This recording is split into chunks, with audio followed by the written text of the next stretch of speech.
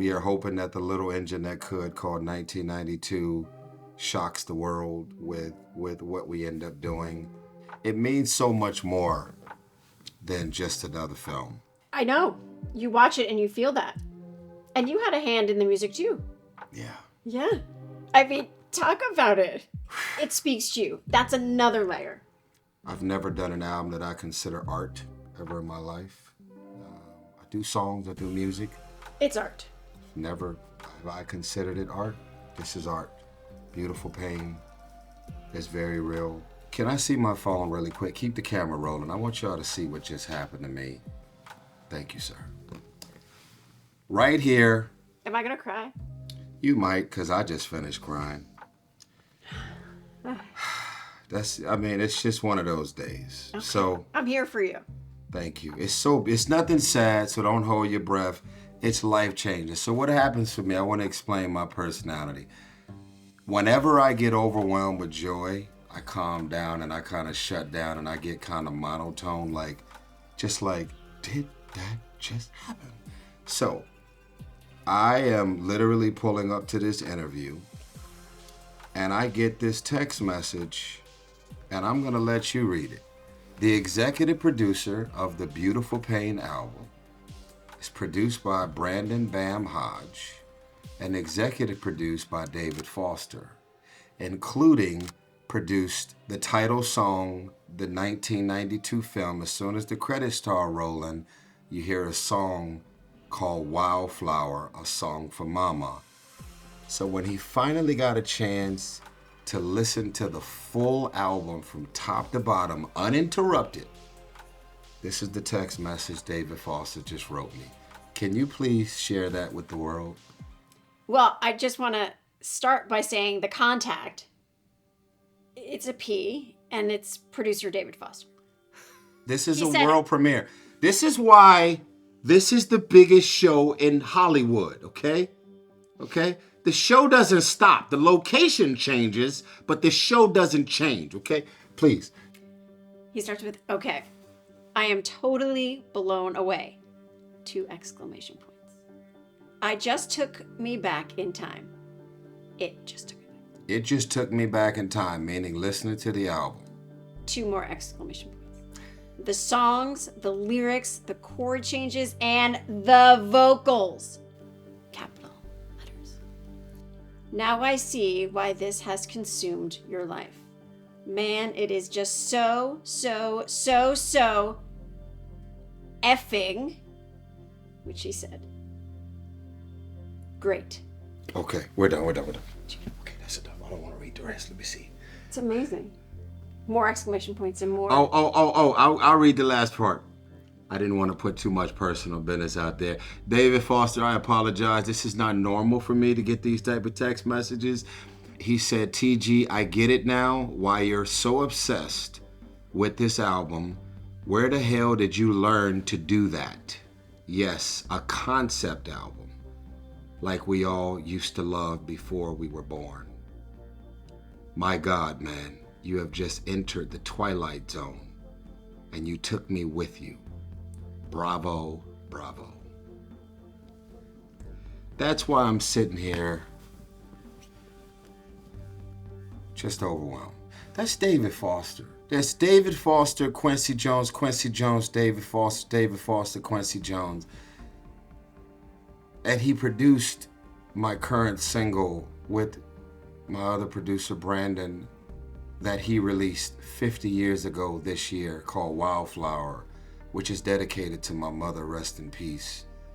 Other people have done other versions of Wildflower, but David Foster never went back in the studio to do something that he did 50 years ago.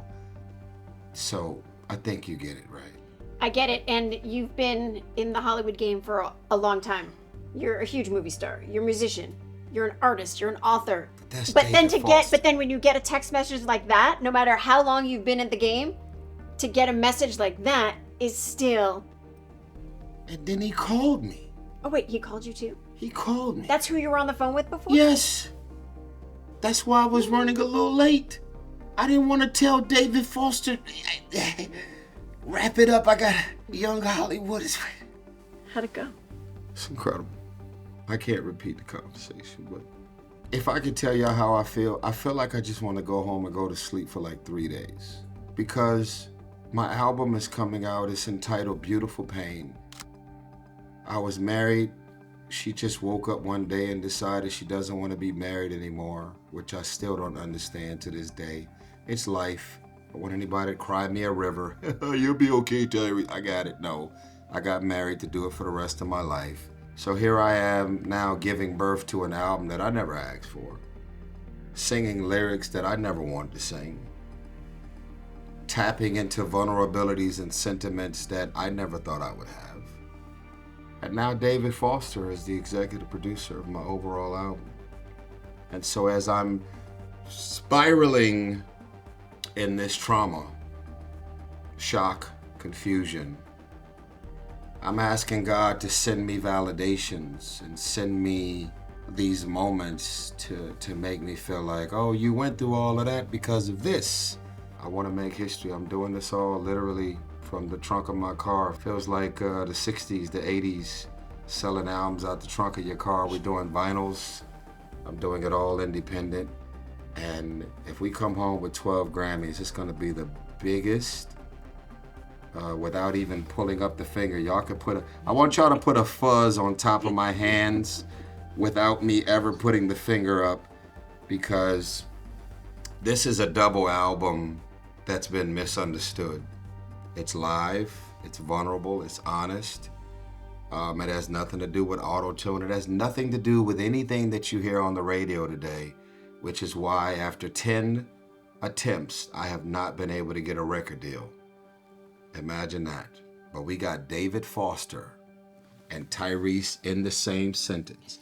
You just did a deal with Lil Tay-Tay, Lil Ray Ray, Lil JJ, Lil KK, Lil May May, because their streaming numbers is off the charts. Tyrese, no deal, but I got David Foster. And we got David Foster Wildflower, dedicated to my mom, also on the 1992 soundtrack. And it's the first song you hear as soon as the credits start rolling. And we might come home with an Oscar because of it. No deal, but 12 Grammys. Take that, buddy! Sorry. Okay, now that we're all excited. I just woke up. My Starbucks just kicked in. Okay, we're going as fast as a car right now. We're revving the engine. There we go. What's next for Fast? Where are we at? Just let us know. Fast is in motion. It's in motion. It's in motion. Foot on the pedal. Absolutely. First single off the 1992 soundtrack featuring Snoop Dogg. It's called Put That in Motion, because Fast 11 is in motion. I was just texting with Donna Langley, too, on the way here. I love her. She's the boss. She runs things. We are all in Donna's Hollywood. You know the good thing about Fast and the Furious, they do not hurt in the marketing, advertising, and promotional department. No. It's 17 of us in the cast.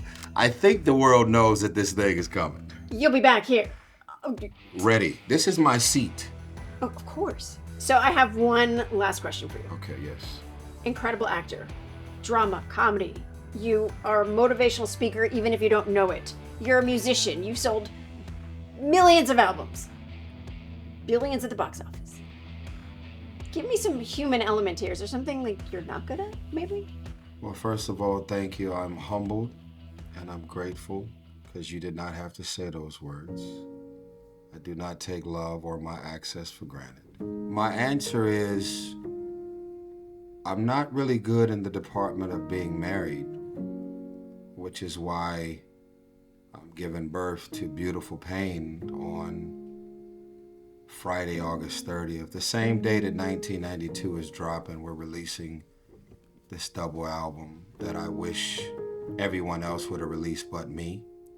I have went out of my way to play this album actually for married couples, people that are dating, people that are engaged, and they have all either cried full on in the studio session, because the album is not sad. It's one of those albums that's like, oh my God, it's so honest, it's so raw, it's so vulnerable. people have also said to me that when they've left my house, they'll either pull over in a random parking lot and start hugging each other and crying, or they'll just start apologizing, like, what are we fighting about? Because, the worst arguments are the reoccurring arguments. This album made Snoop Dogg and his wife slow dance in my studio for an hour and a half, and they've been together since high school. They were high school prom sweethearts. His wife was wiping his tears because the song that David Foster produced with Brandon called Wildflower is dedicated to my mother, who passed on Valentine's Day, and my mother and his mother were the best of friends. Another exclusive! Can you believe that Snoop came to my house to listen to my album? Give me this box right here real quick, please. Give me this brown box real quick. Okay, so this is my mother's ashes. I'm telling y'all a true story. I'm Snoop Dogg. Snoop is listening to my song Wildflower. He's got his glasses on. His wife is sitting to his right. And he's like crying and he's hunched over and he's wiping his tears and she's wiping his tears. And he's rubbing on my mama's ashes. And something told Snoop that maybe I was giving him this box with my mother's ashes in it as a gift, because his mama and my mama were the best of friends. So you know what Snoop did? I left the room to go get a bottle of water for everybody in the room. I came back. And when I came back in the room, he's like, man, we got to get out of here, man. We got a Zoom call. And I swore that I seen that blue box with my mama's ashes on the couch. And I called Snoop. It was the most uncomfortable phone call I've ever made in my life. And I said, Snoop, did you take my mama's ashes, bro? He denied it. He denied it. He looked everywhere. He claims he could not find it. No one in the world has ever heard this story. This is a Young Hollywood exclusive. A year later, his wife found the backpack that he had at my house. And they both called me and sent the video. And I could tell that him and his wife, they felt bad. But him and his wife called to say, bro, you will not believe this, but my wife found your mama, bro. She found your mama's ashes.